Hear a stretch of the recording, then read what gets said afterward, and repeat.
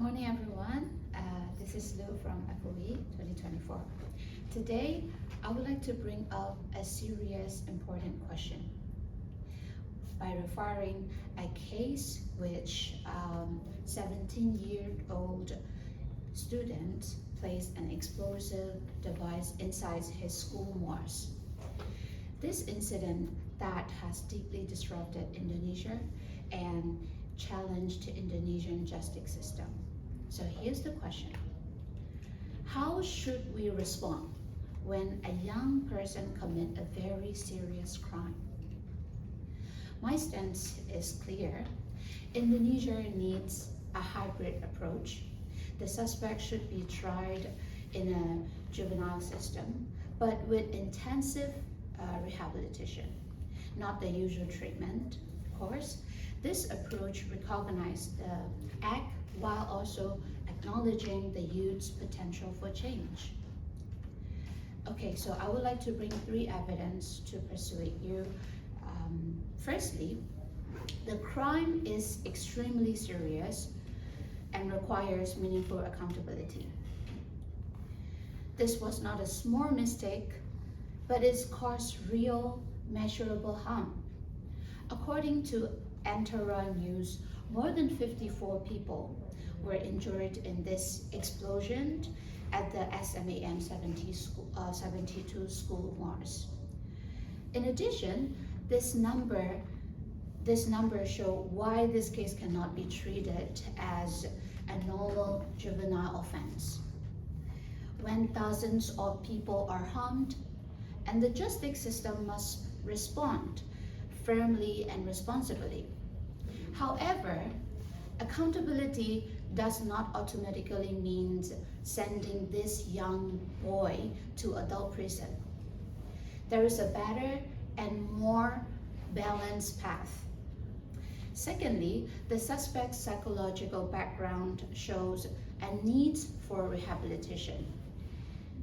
According to the Jakarta Daily Report, the boy had struggled with emotional struggles and lack of support at home and at school. And he had no safe space outlet to express his emotions and stress. So, which means this is not a good excuse for the harm, but it helps us understand the root cause. As we all know, teenagers who feel invisible and emotional unsupported are more likely to make these dangerous decisions. So if we only punish the behavior, we fail to address the deeper problems. So rehabilitation like counseling, therapy, and emotional support is not a soft choice, but it's smart and preventive one. Thirdly, Indonesia law actually allows a stronger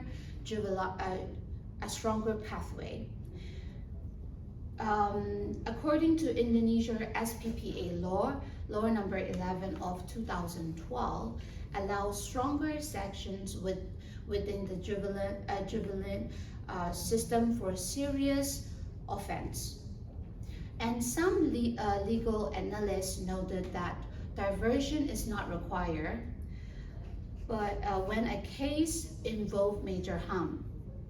This means judges can legally impose this case longer sentencing, mandatory counseling, and psychological evaluation, while still treating the youth within a system designed for development. That's why the law supports a hybrid approach, and we simply need to use it more effectively. Okay, so let me summarize so far. The harm was serious, but accountability is needed. And secondly, the boy is 17. His brain and emotions are still developing.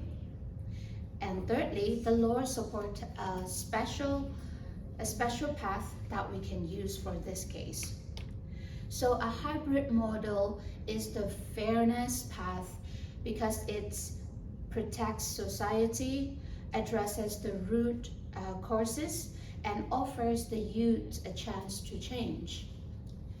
Based on these points, I would like to suggest 3 clear actions. First, revise juvenile justice regulation, which includes stronger, clear consequences, and mandatory psychological support, struggle rehabilitation, family intervention, and monitor reintegration. Secondly, strengthen mental health service in schools, which is the most important for students. Since this case also showed how students need regular counseling, bullying preventive system, and early mental health screening. And the last one, but not least, which we need, encourage the public to support balanced justice. Because we were taught not to react emotionally. So now in this case, we must avoid reacting with anger or sympathy, let's say emotionally. So what can we do? We should support justice that is firm, fair, and restorative. In conclusion, the SMAN 72 school is painful, complex, and emotional.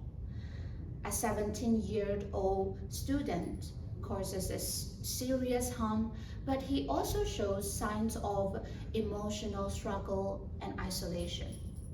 In fact, Indonesia's law gives room for a balanced approach, and it showed useful. Therefore, we better choose justice that protects society and which respect victims and still gives young people a path to change. So let me leave you with this short message, which is, let us choose a future where accountability and rehabilitation walk together. Thank you.